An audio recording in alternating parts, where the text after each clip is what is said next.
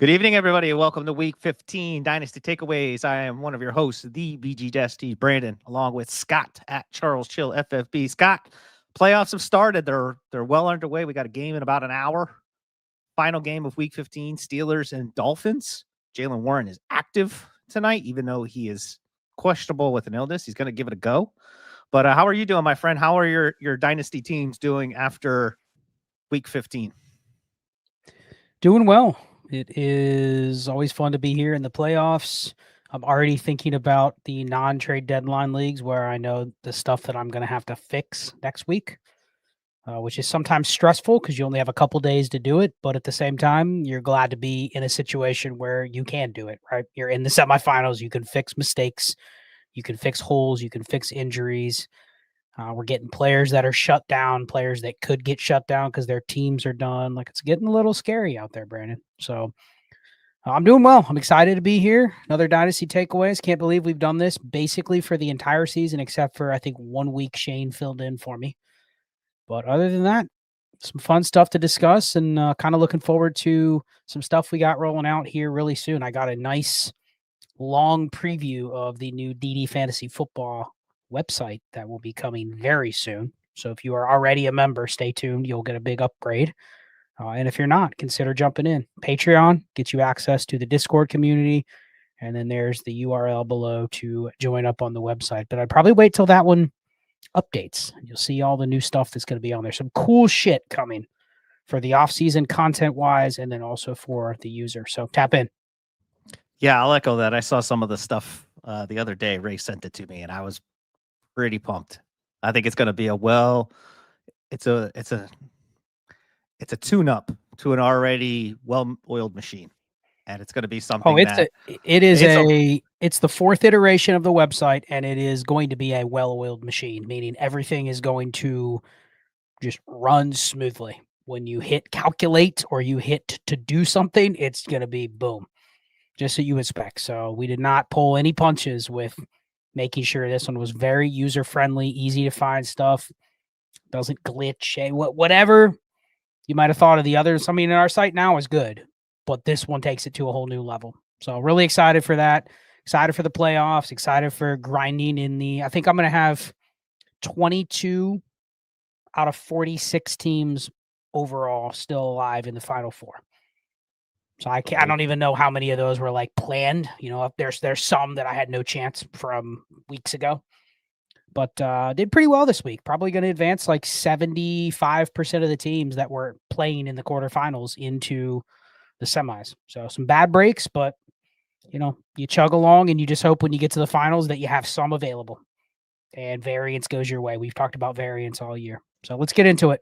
Yeah, let's talk about two of the unfortunate maybe circumstances of Week 15, and I kind of want your opinions on them because I think they were very interesting ones that came up in two different ways. One's an injury, and one's like an actual like lineup situation. And the first situation is the Rome Odunze situation. Scott, we were all assuming Rome was going to play. He had got some limited practices in over the course of the week, and then at 12:55, we got the tweet from old Rap Sheet saying, "Hey, he's out." He re-aggravated the foot injury at 12:55. People were scrambling to try and get those Odunzes out of their lineup leagues.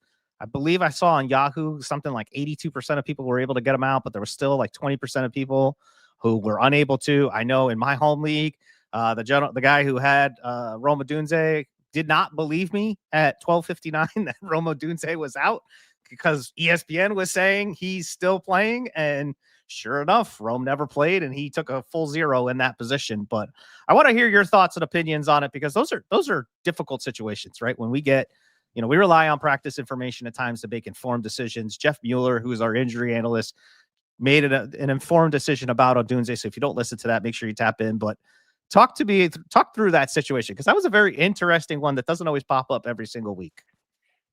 Well, I'm going to look at it from the angle of, it sucks that he got ruled out at the last minute.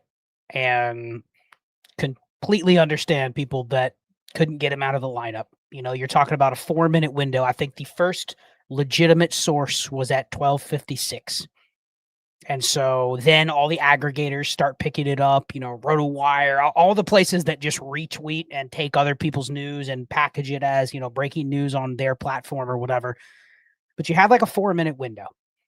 And now I think the biggest gripe that I have, and then we'll kind of get into, kind of how you handle this as a commish, is there was a tweet. And I'll just say it was from Adam Azer of CBS. Great host, really good fantasy host. Like, respect his work, but like he put out a tweet that basically said the commissioner should go and retroactively adjust people's lineups if they ask. And I wasn't aware at the time, but CBS actually, and he works for CBS, so of course, he's going to view it towards, the frame of his company, the site that he promotes. All of their lineups lock 5 minutes before the scheduled kickoff. I don't know any other platform that does that, Brandon.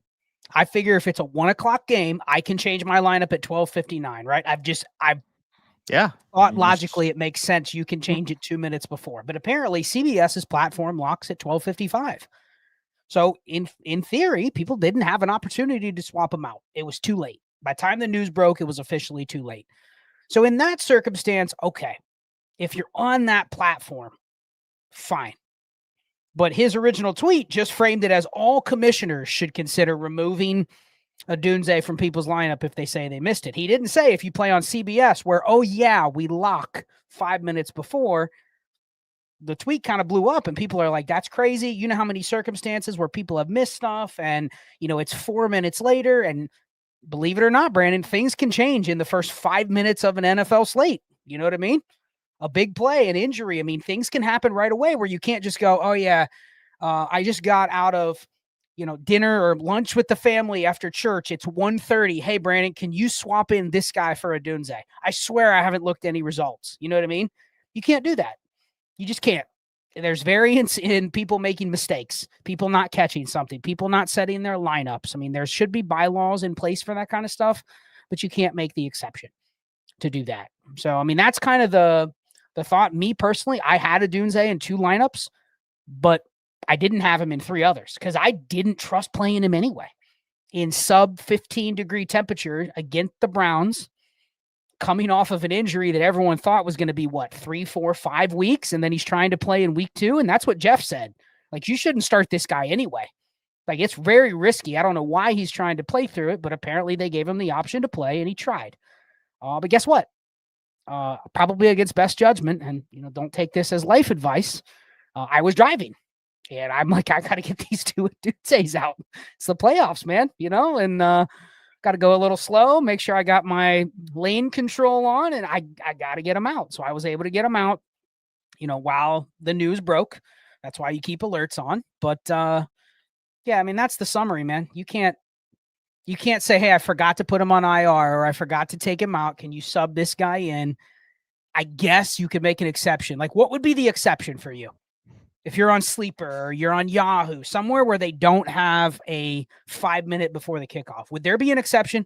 If someone messaged you at 1:00 on the dot and said, can you take him out? Would you do it? Versus if it's 1:08 and you're asking to put somebody in, you can't do that. We've seen 8 minutes a game already. You can't do that. But if it was like right before you knew there was a game kicked off, would you have made the exception? If the game hasn't kicked off, fine, I'll make the exception. If the timestamp is relative, I mean, we're talking like seconds, right? Like if kickoff is happening, like you get the text at 1:01. There has been no kickoffs, dude. I just missed it. My app crashed or whatever it was. If kickoff even happened, I'd be fine. Once the first play happens, it's kind. I almost treat it like it's most of the sports books are the same way, right, Scott? Like once a player takes a snap or once there's a snap in a game, like bets tend to lock until either an injury happens or whatnot. But like for the most part, like if you put a slip in on most books, they lock. Well, there's no mercy with that, right? No, if your finger slips off and those odds refresh, they don't go, oh yeah, we knew you were trying to place that bet, right? Exactly. It's just, you're screwed, right? It's the same. It's the same thing. Again, I didn't have any Odunze in lineups, but I know exactly what had happened. I literally was on a sled going down the side of my hill with my 4-year-old daughter because it was snowing outside for the first time this year. So of course, like I'm trying to manage, all the notifications of that as I'm sliding down a hill, right? Like you were driving a car, I was driving a sled. Like, I mean, I think the biggest thing, I think you could just kind of add it into your bylaws. I think it's a little bit different. It's different with the NFL because we typically get injury reports 90 minutes before. Like, it's very rare that we even see something like that does happen. I mean, auto sub would definitely solve the problem. I mean, it's also, there also is a bit of gamesmanship too in it all. Like, 100%. What do you think you about this? know, If somebody said you cannot put in somebody that is already kicked off, but you can put in somebody from the Monday night or Sunday night or game that's 3 hours away, would you allow that? I think that's reasonable. it's reasonable, but it opens up Pandora's box, because then what stops somebody from it potentially happening again, or a game like what happens with a situation like Jalen Warren right now, right? He's questionable. He's going to give it a go. What happens if in 45 minutes, Scott, at 8:10, he's throwing up on the sidelines? ESPN's got the cameras all over him. He's not good to go. Then what? Then what do you do? Where do we draw? Where do we draw the line? I guess that's you're selling me now, and in the spirit of trying to be a reasonable person, you're selling me on going against that. And you use the word, and I think we go back to it a dozen times this year, variance. You know what there's variance in? If I join a league and I know that I am going to grind harder than every other manager in that league, there's probably going to be, and I'm not alone, there's tons of people in our community that are managing 30, 40 lineups, that they're doing tons of stuff at one time. That's just part of the job when you choose to play this game, whatever. There's some variance. Like, I'm in a league with 11 other randoms. You know what? There's probably like 5% that I'm betting that they're going to screw up. Play a player that's out, play a player that needs to be activated off IR. You know what I mean? Like, there is part of that. Part of the job is setting lineups, and part of the job is having a plan if this could go wrong or that could go wrong. Maybe you kind of sold me, man. Like, you just let it roll, because if you change this one thing, then it's, oh, that trade should have gone through 2 minutes after the trade deadline, or I drafted that player and then somebody picked a player after that, and I wanted him. I slipped my finger on there's so many different things, unless you have it in the bylaws. And I think I have this in all of our bylaws. There is a 15-minute grace period on like an ad drop or a trade or something like that, unless it impacts a game. Outside of that, even if it's the most egregious thing, you dropped Baker Mayfield and you didn't catch it for 5 hours, it's discretionary on if the commish thinks you should fix it. Now, something like that you can probably fix, but there was a league earlier this year, I accidentally dropped Marvin Harrison Jr. in a waiver run. I meant to drop somebody else, but the name was right by Marvin Harrison, right? He ran on waivers. It's first come, first serve, even for the guys dropped in that league. Now, whether you like that or not, he was sitting out there for about 3 minutes on first come, first serve waivers. Luckily, somebody in the league messaged me and said, hey, you dropped the wrong guy. And I immediately went in and picked him up. Yep. But had somebody picked him up, it happened. They probably would have given him back to me, but they might have said, hey, you got to give me a second, or you know what I mean? Like, it was your mistake. You're accountable for it. We were in a league. We're in a league together. We're in a sleeper league together with some DD members, some part of the fantasy football community, right? It was USFFL sleeper league. Baker Mayfield was dropped week 4. And here I am sitting here watching the trade. We all get the 85, first come, first serve. And I see Baker Mayfield drop. And I'm like, ooh, let me go run and race and get him. And I picked him up and sat on him for a good 5 minutes. And everybody's like, whoa, this can't happen. I'm like, listen, he was available. I'm just going to take him. Ultimately, I was the nice guy in the situation to keep the peace and said, you know what, here, just have him back. I don't really care. Like, I'm going to make you sweat for a little bit, but I'm going to eventually offer you a trade where there's no compensation. I could have been a jerk, but I mean, there's so many different things in fantasy where you just got to be really, and I get it. Everybody's got jobs. Everybody's got life. I mean, shoot, you were driving. I was sledding. Like, we all are trying to just enjoy life and enjoy football just a little bit. But I know for me personally, during playoff weeks, I'm hovering around my phone just a little bit more than I am week 3. Because if this would have happened probably in week 3, I don't think anybody really even cares. But the fact that it happened in week 15, it's a playoff week where there's potential stakes on the line and there's a little bit tighter and your margins for error are just this much closer. Yeah, people are going to be a little bit more like on edge when they see, oh, Rome Odunze swapped out a 101 for insert wide receiver X. And that guy thought he got that person who was facing them at 1:00 thought they got an edge, and all of a sudden it's like, whoa, whoa, whoa, what just happened here? So that it's a slippery slope. I think as long as kickoff hasn't happened, I think you're probably in the clear. But it was a weird situation for sure, because I think we both thought, why is Rome even playing? He's got, he should be out at least another 2 weeks. We didn't even expect him to be here for the playoffs. So now he's going to come back. And I even said, I think in the game day chat that we have in our Discord, it's kind of strange that he tried to test it out in frigid cold. He probably wasn't stretched out properly. And, I know in my mid-30s that I feel the cold a little bit more than most, but I can only imagine with a fractured foot, it probably doesn't feel very good in 15-degree weather to be walking around with a very tight shoe on. I don't think that is that was ever going to be something that was going to work out well. But very interesting situation. Yeah, PSA, and then we'll move on. You have ChatGPT, you have generative AI. You can come up with bylaws very easily. Literally, just tell it what you want it to say. Takes 5 minutes. Like literally, that's something I plan on doing this year, Brandon, in all the leagues that I commish, is just combing through the bylaws and cleaning up the language. And with that, you can just kind of feed it the intent of what you want the rule to say. And then kind of think through after you see the output, like, is this exactly how I want it to read? But there's really no excuse not to. I've taken some of our old bylaws that I wrote like 5 years ago, and I've just thrown them into ChatGPT, and I'm like, analyze these and try to find loopholes or things that need to be added. And it's incredible how little they know about the actual league. And you go, okay, yeah, that makes sense. Maybe I should add something like that. But yeah, little things like that can go a long way in keeping a good league together, getting people to want to join if there's orphans or dispersals, etc. So just make it a habit, cover even these situations where somebody makes a mistake and everyone knows it. Just make sure that there's something in there addressing it, and then you move on as a commish. As we move on to one of the big injuries of the week. Yeah, big injury. I would even say there's multiple big injuries, Scott, because there's another injury that I want to talk about as well. And it was brought up, one of the first comments, with the Patrick Mahomes injury, right? We've now got Patrick Mahomes, who's got officially a torn ACL. He's out for the rest of the 2025 season. I'm going to be out on the record and say he's going to be ready for week 1. And I'll be very interested to see what the dynasty value is for Patrick Mahomes, because Scott, it probably is going to look like a roller coaster, because he kind of slipped a little bit in 2024. People got him at a very obtainable QB7, QB8, QB9 prices in the offseason, because people were kind of down on him, thinking, well, this is the beginning of the demise of this current iteration of the Chiefs. And then he comes back and starts off the season pretty hot. I think he was at one point QB2, QB3 in points per game.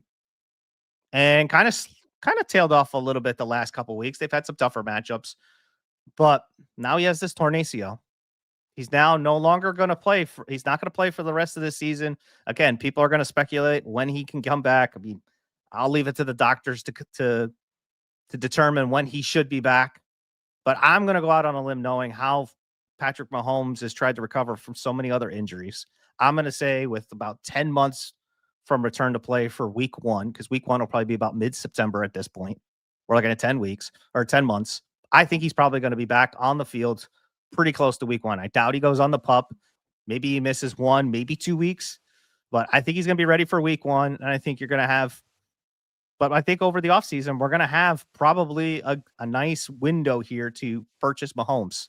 Well, how do you feel about the whole Mahomes situation? Because there's also another player I want to talk about as well, because you're my buyer, Brandon, because it's actually 9 months, and it sounds like he's seeing a second specialist because they fear he also has a torn LCL, which can add up to 3 months recovery time on top of the ACL surgery. So I guess we have to get some more clarity on exactly what the injury is. But if it is ACL, LCL, he's a quarterback, so it's a little different than a receiver or running back, but that sounds like it could add some complexity to his injury, meaning he will not have the surgery right away. So we might be looking more at like 8 months until opening day from when he has the surgery, depending on the damage. I mean, we know Malik Neighbors had like 6 weeks in between his injury and his surgery.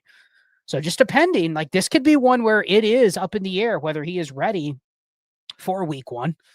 And we literally just saw the Chiefs. I mean, the Chiefs are going to miss the playoffs, but they had to deal with the Rashee Rice injury, and the whole goal was like, let's just stay afloat until he comes back. And then he comes back, and they really weren't any better when he came back. So it was like, I think this is a rough one, man. He's quarterback 2 in points per game, but that is one of the weaker quarterback 2 overall seasons right now. If the season finished, taking out Jameis Winston, who only played 2 games as a starter, I think it's tough, man. I think it's tough where Mahomes is valued right now. I mean, he's quarterback 6 on KTC, and I assume you don't disagree with any of the guys ahead of him: Josh Allen, Drake May, Lamar Jackson, Jaden Daniels, Joe Burrow's ahead of him technically. But I think I'd take Burrow over Lamar right now, given the injury versus not the injury. You know what I mean? You're gaining a year and a half on that as well. I mean, I think the real question is the other guys aside from him, how far down does he fall? I mean, I think we're taking Jalen Hurts over Mahomes. We agree with that? Yes. Okay. Justin Herbert over Mahomes when he gets his line back. Sure. Okay. Caleb Williams over Mahomes. I think that's one that was debated in the Discord today, and I would take Caleb. He's got everything you would want. The only thing he doesn't have is the passing acumen yet, but like if that even clicks halfway, I think he's got a higher fantasy ceiling and value trajectory than Mahomes. So I would probably pick Caleb. And if you don't believe that Mahomes is back in 9 months, since I can't add tonight, you're getting at minimum the playoffs plus the first few weeks. So you're already getting instant production over that.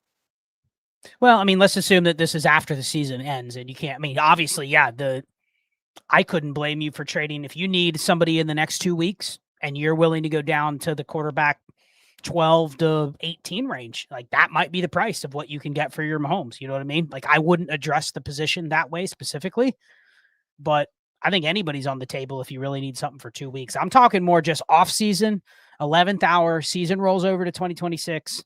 Who are you taking over Mahomes? So we agree on Caleb, Jackson Dart, quarterback 9. Yeah, he's got upward trajectory. I think that's 9. the easy one. Now we're getting into the range where I think most people will probably start to sway the argument towards Mahomes. Bo Nix, Jordan Love, Brock Purdy. Any of those over Mahomes? I think there would be a section of people that would consider Brock over Mahomes. Okay. What about Bo? Quarterback 7, I think, in production this year. Quarterback 6. Yeah, he's up there in the top 10. He's another one where it's like, I think those two are the two that people don't think Bo is good. That's the whole thing, right?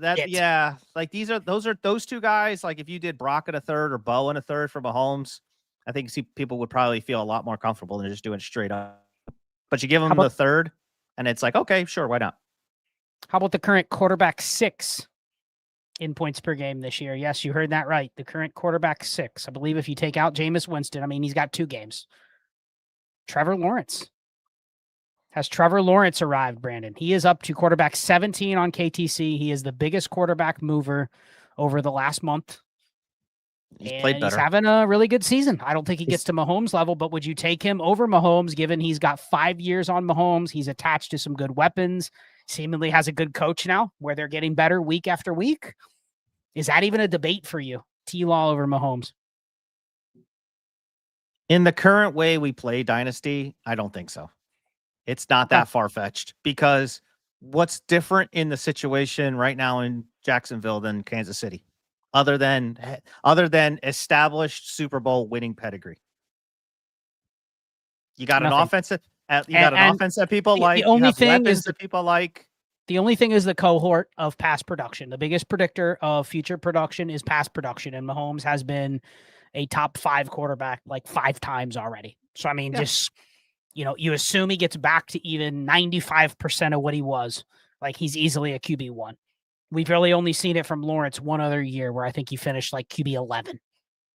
But like it's been an outlier for him to be in the top 12, top 10. Sure. So yeah, I mean, there's probably most people, if you put up a poll, Trevor Lawrence or Pat Mahomes on X, it's probably like 90-10 Mahomes. Because people won't be able to get over that, what Trevor Lawrence has done right now. So if you're able to get T-Law in a second, Jordan Love in a second, Bo Nix in a second, like, are you willing to just take the plus and know that you have a starter that has no job security issue, still has some fantasy upside. I think I'm more likely to do that if I'm still in the playoffs.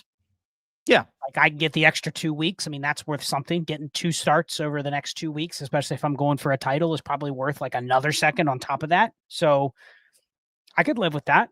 But that's the range. Like we're basically putting Mahomes down at quarterback 9, quarterback 10. And then you have these other names, or if I told you I'm going to give you a second on top, Dak and a 27 second. I'm not even going to go 26. I'm going to go 27 because people already value those over the 26. Sure. Dak and a 27 second for Mahomes. Sure. And you're in the playoffs. You need a starter. You take the Dak side. Yep. Taking the Dak side. I'll just live with the variance. CJ Stroud. Yes. Again, live with the variance. Jordan Love. No. Interesting. I don't know what it is about Love. Like there's games where he looks really good, and then there's games where you're just like yesterday where you're just like, I mean, like, that was a microcosm. And he is. I mean, he's far better than CJ Stroud for fantasy. So I think that shows a little bias there in terms of the name Stroud versus the name Love. But I get it. The point is there's another 4, 5, 6, maybe even more guys that you would attach that deal to, and you might even take it if you needed a quarterback in the playoffs. You would sell your Mahomes for Dak in a second, Love in a second, Purdy in a second, Stroud in a second, T-Law in a second. Like you'd take all of those. Baker Mayfield in a second. Is that out of bounds, or are we going too far now? Problem with like Stroud and Baker is like they're not even guaranteed to help you production wise. Like you're just as better off going after like Mariota. You're better starting him, you know? Yeah, I was gonna say, can I target Jacoby Brissett? Because I know Mike, one of our guys, you know, he's got one of his starters on all of his remaining teams is Jacoby. Like, can I just buy that for a few months and just see what happens? Can I just see what happens? Like, that's good news. No major damage to the other ligaments. So I might put that timeline back at the 9 months that we're talking about. So I don't think it changes the conversation a ton, but it does make you feel a little bit better that it's not one of these that it's a 9 to 12 months, you know? I think the takeaway that we can have from this is that if you want Mahomes, he's obtainable. I think that's the key, is that he's back to the obtainable range that he was in the offseason. You didn't lose anything by missing out on this year. Now you just have the injury risk of the knee, which in this day and age in 2025, I don't think if he comes back healthy and he comes back as close to 100%, it's not as scarring as if it was 20-25 years ago when you tore the ACL. It was kind of like, well, it's really not. Like modern medicine has just come around in the last couple decades where torn ACLs are, it's like almost like sprained ankles when you get them right. You're fine. Now, the question that I have, because I had this in the Discord and I asked, is there any price change on, because you asked me and you asked me, do you sell Travis Kelce now? Just for whatever you can, knowing that he's going to retire. And then Rashee Rice, is there any value change on him? Because I think these two guys are now direct correlation for, because Mahomes is down now, it's like, I actually think Rashee Rice doesn't really go anywhere. This might actually help him if Mahomes is less mobile next year. Like, I don't think his spot or his role gets filled elsewhere. He's just probably not a guy that smashes in the semifinals and the finals. You know what I mean? Kelce's a little more interesting because we don't know what the guy's going to do. I mean, they have 2 road games left. I think they have one more home game against Broncos in week 17. It's a home game. Now, unfortunately, the game's going to mean very little, right? The Broncos are going to be in there like, well, we're trying to play for home field advantage, and the Chiefs have nothing to play for. So it might be one of those games where, that I kind of like Kelce for the finals. Like, I could see that being his last home game, and the one rule Gardner Minshew needs to follow in that game is throw it to Travis. Yeah, you got one job, bud. As he can get open. So I don't know, man. I think there's also a world where people will start giving Travis Kelce away. And I just released the pod this morning talking about the tight end spike weeks and how they're a little more, I think, easier to obtain than wide receiver spike weeks. Meaning, like, it's easy to find a receiver sometimes on waivers that can go for 15 or more points. But a lot of times those are kind of a needle in the haystack. You get a guy that has one of those games a year and you just hope you had it in your lineup. But with the tight ends, like, Sometimes you can find these tight ends where you're like, wow, you look back and you go, Dalton Schultz is going to have like 6 games in 175 premium where he has 15 or more points. That's the equivalent of like T. Higgins. You know what I mean? Devontae Smith. Like, that's how many games they have that are above that. Now, I don't know if Dalton Schultz can ever get 30 points, but hell, look what he did yesterday. One more touchdown and he's at 30 points. So it's like, you can try to find those tight ends that are not ever going to be elite. And I think that's where people, I don't want to buy a tight end unless they have a super high ceiling. But in the right premiums, Brandon, you can kind of get these tight ends. Oh, that guy's a bum. He's going to get benched eventually, and he's not any good, right? Dalton Schultz, not any good. It's like, then you look up in that 175 premium, you go, dude, but he scored like 220 points this year. That's more than your favorite wide receiver too. You know what I mean? And people give them away. That's kind of what I'm thinking in those formats, man. Like, is there a world where Kelce runs it back one more year? He doesn't want it to end like this. I mean, he's had almost a perfect career to the point where if he retired, I mean, go look at Travis Kelce's stats before the Monday night game starts. Go look at his career. Like, he tore his ACL in this first year and he didn't play, right? After that, he's literally been good. This is his worst season. And that's not saying he's having a bad year. You know what I mean? He still might get close to 1,000 yards. And you're like, that's his worst year. But literally every year he's been good. He's got like 6 great seasons in there. Is there a world he comes back though? And he doesn't want it to end like this. Now, there's no guarantee it doesn't end worse next year if Mahomes isn't 100% and like he's coming back. Hey, buddy, you're going to play with Gardner for 8 weeks. I don't want to come back for that. You know what I mean? Is there a world though where he comes back and where you can get him now because people just think they're cooked? And it's like, I'll give you anything for Kelce. Anything. I give you 2/4. He's yours. Like, I think I'd be collecting him there. I know he's getting married in mid-June because I live 20 minutes from where he's getting married. They're already making preparations. It's already started in the frigid cold of Christmas. I could see a world where he plays one more year. I could see it.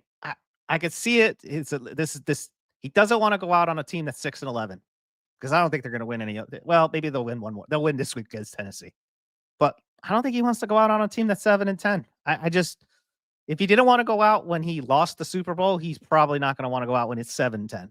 I'm not saying go buy Kelce. I mean, if you could throw anything at it, if you could throw anything non-draft capital at it, some replacement level player that was equivalent to a third, sure, great. But like, there's worse things that we've probably spent on trades to go get the potential of a production.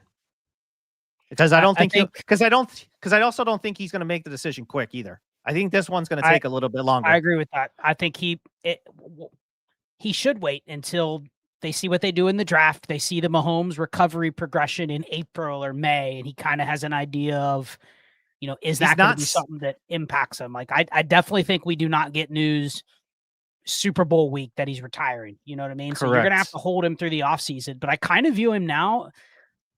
And if you're not in a 175 or a 2 premium, I'm not interested. I'm just not interested. Like, there's going to be leagues where he probably is even cut if people think he's going to retire and if the tight end doesn't matter. But in leagues where tight ends matter, I kind of been treating him like Joe Mixon, James Conner. Those guys were dead because they were out for the season. But you know what? There's equity on a roster build to have those guys going into next year. Even if they are literally going to die on your team, he does become one of those guys over the next couple weeks that I think if you have a team in the playoffs that is desperate to get points, they may be willing to give you Kelce. Yeah. And you give them Mariota. You give them this running back that might be starting, Jaleel McLaughlin. You know what I mean? Like Michael Carter, yes. Michael Carter or Travis Kelce, right? Like, something they can use. Yep. That's the type of price. I don't want to give a third. I don't want to give a player that even if they haven't done anything, I don't want to give a third and Kyle Williams, you know what I mean? Like, I want to give something truly like week to week that I don't care about, but I do think there's going to be some of those deals around. So I'll probably collect them. I don't have, look at my Kelce exposure right now. I have a decent amount, but not like an overwhelming amount. He is a free agent, but he's not going to sign anywhere else. So that's the other thing, is he's not tied to a contract. And that's why I'm saying it's probably going to be a little bit of time, because he doesn't have to sign right away. He can see how the offseason shakes up. He doesn't need to sign what is it, March 11th, the first day of actual signing. Like tampering's the 9th, but like he doesn't need to sign March 11th. They already know what they have. He just needs to show up in July and August. So if he's ready to rock and roll by the summertime, like if he wants to ride or die with Pat, he's gonna and he wants to jump on. Like I kind of almost treat it like Brady and Gronk when they were in Tampa Bay. Like Yeah. you just know like Gronk was done, and then all of a sudden he was back and better than ever. Like we talked a couple weeks ago about. Is there a world where he doesn't start the season with the Chiefs, but then they go on a run and he's back for the playoffs, like Gronk did a couple times? I mean, there's probably also a world where he might retire, and then he unretires when he sees that they're 6-2 next year and they're going to make another run, right? They're 4-2, and Noah Gray tears his ACL and they need a tight end, and they make a phone call to old Travis. Hey, Trav, I know you're enjoying the newlywed life. You mind jumping on for a couple of Gronk unretired, Jason Witten unretired, Jimmy Graham unretired. Like we've seen this with tight end where they just come back from the dead and then they're like, wow, that guy looks like he could have just continued to play. He's never going to look impressive. He's never going to do what he did 5 years ago, but can you go out there and run a 6-yard button hook and turn upfield and dive forward? That's pretty much what routes he runs now. I mean, and we have, and this to wrap this, little takeaway up. We talked about roster inefficiency quite a bit in one episode, and like, there are worse players you can probably carry into the offseason than Travis Kelce and his retiring self, if that's the case. Yep. There are probably there are going to be teams that are going to roster Isaiah Hodgson and Jawar Jordan because he's potentially going to have a role this week, or they're waiting on Greg Dulcich to go to his 15th. Yeah, exactly. Like you're going to have guys you're going to have rosters in your league that have these inefficiencies all over the place. And you mean to tell me that Travis Kelce, who could potentially come back for 2026 and produce top 5 tight end numbers, and you don't want to put him on the roster just because you want to keep that roster spot open for tight end 6 that you really, really love in the draft because he landed in a great spot? Like that, like those are the kinds of things that like roster inefficiency wise that we do in the offseason a lot that probably are the differences in gaining value on our teams. Cause like the second, let's just say Kelce retires, like the second he comes back, everybody's gonna be like, oh, all right, now I want to trade for him. And if you have him and you didn't have to do anything for free, like why not? You're looking for an angle. That's where we can end it. I've been picking up Derek Carr for this reason. That there's just an angle. And the good thing is I'll probably know with Derek Carr whether the angle is one that has any potential by March. You know what I mean? So you're going to get an even quicker outcome than you probably even would get with. Because if you have Kelce, like there is a world where he comes back mid-season. Like, oh, I want to stay retired. And then, man, I think I should come back. And he comes back mid-season. But just think that's what you should do for an offseason. Maybe next week. I know Mannequin Show this week. We're going to talk about prepping your teams for the offseason, and it's not what you think. Mm-hmm. It's the small things. Looking at your waivers and going, because a lot of leagues lock after week 17 lineup lock. There is no more waivers. There is no more, swapping out this player for the next player that pops up. Like your team in a lot of leagues is your team until May when post-rookie draft waivers run. That's not how I like to run things, but a lot of leagues are like that. But there's little things you can do, and you can start constructing your team where it's like, man, I don't have to entirely change my construction in June. I can start getting ahead of it now. Players that I'm only rostering because I might be able to start them in week 16. Well, if I'm not playing week 16 and I'm not starting them week 16, then you can start to cycle those guys out for maybe some injured running backs, rookie running backs, guys on waivers that I can think of. We'll do a whole show on it on Mannequin Show. Be thinking about that. One last quick hitter. Devontae Adams. He's week to week now. He's officially week to week. Can you get it? What if you have trade deadlines? If you can move him for just about anything that could score points? Yeah, he's not going to retire. Nope. So we know that. Yep. But his value is probably very much you're stuck with him going into next year. I mean, he's older than people think too. Like he's already 33, I believe. So like this isn't he's 31. He's still got a couple. I mean, Hall of Famer. But it could drop off like a rock, especially if he's somehow not on the Rams. You know what I mean? Like he's going to be on the Rams. So that's a good thing is he's probably going to be in a situation next year. I don't know if they ride with him as he's their second option and they don't have anybody else. Like, they have to probably address that to some degree. But yeah, if you're in a league where you need to replace him, best ball especially, like, I got a few.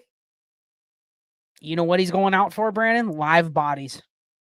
Period. I'm not worried about the next year because there is no next year with his asset. It is just how much can he produce next year. So yeah, you got to move him. He's 33 on Christmas Eve. So yeah, but quick hitter tonight.